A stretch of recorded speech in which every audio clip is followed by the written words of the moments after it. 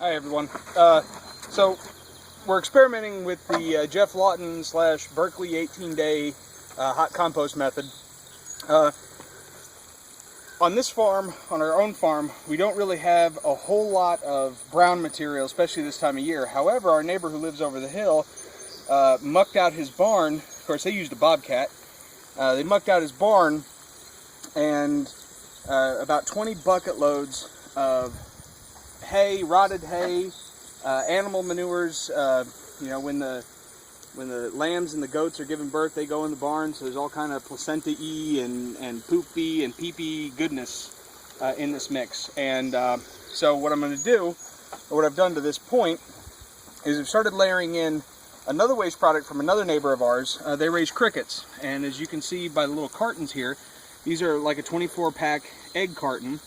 And what they do is, of course, recycled paper. They use it for shipping, and they end up having to cut the corners of the boxes off to get them into the package.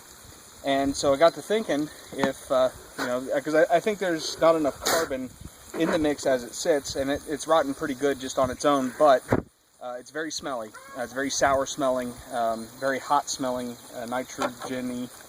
And so what we're doing is we're kind of layering in this paper with the hay and the manure as we go. And what I've done is, if Chrissy pans out through the whole thing here, I did. You can see it's a long, straight pile, and I would say it's about 4 foot wide, maybe almost 2 feet tall.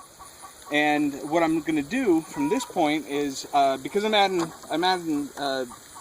some actual paper and some pretty good sized stuff here, rather than let it sit for 4 days like Jeff Lawton suggests in his method, I'm going to let it sit for a week, and then I'm going to start turning it. And what I'm actually going to do here is turn it downhill for this first turn. So I'll start at this end, and I'll just kind of flip it over end, mound it up a little higher than it currently is, on down the line. And then a couple days later, I'm going to come back and I'm going to do the exact same thing, and I'm going to put it right back to where it's at. Where on this downhill side, we've been discussing putting in a hugel mound at the top of this little orchard that we've got going on here. And so what I'm probably going to end up doing is, as I'm turning it, kind of move the whole pile, so that as I've laid down the wood to make the hugel mound, I'll actually be able to take a lot of this and just put it directly on top of onto the hugel mound itself. And I think if we do it right, we should have an abundance of really good quality compost, not only used for the hugel mound, but for trees and to fix the beds that we already started earlier in the year. And if you would like some more information, go ahead and email me, DamienBeeman@gmail.com, DamienBeeman@gmail.com. Thanks.